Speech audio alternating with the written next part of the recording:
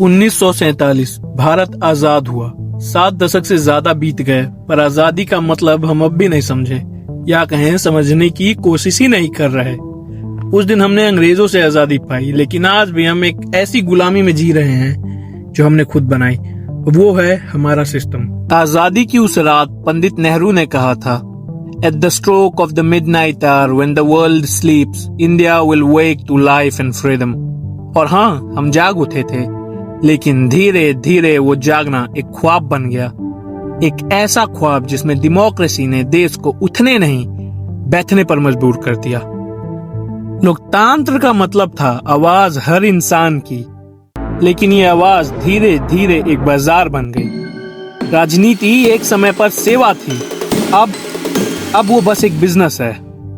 1960 में भारत ने industrial growth से ज्यादा करप्शन ग्रो होता हुआ देखा। 1962 में इंडिया चाइना वॉर के बाद हमने सेल्फ रिलायंस का सपना देखा, लेकिन उसी दौर में पॉलिटिकल पार्टीज और डायनेस्टीज ने पावर कैप्चर कर ली।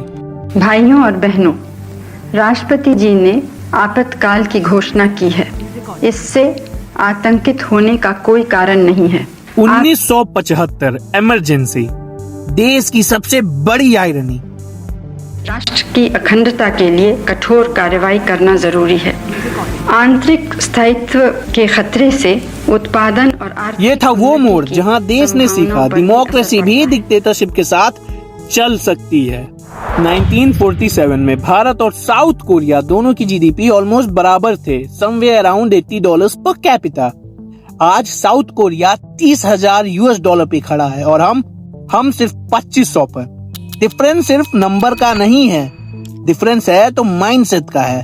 वहाँ पॉलिसी प्रोग्रेस के लिए लिखी गई, यहाँ पॉलिसी पॉलिटिक्स के लिए।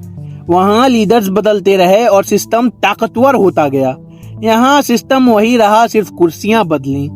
बफोर्स, 2G, पोल, व्यापम, CWG, ये सब सिर्फ स्कैंडल्स नहीं थे, ये थे देश के भरोसे का पोस्टमार्टम रिपोर्ट।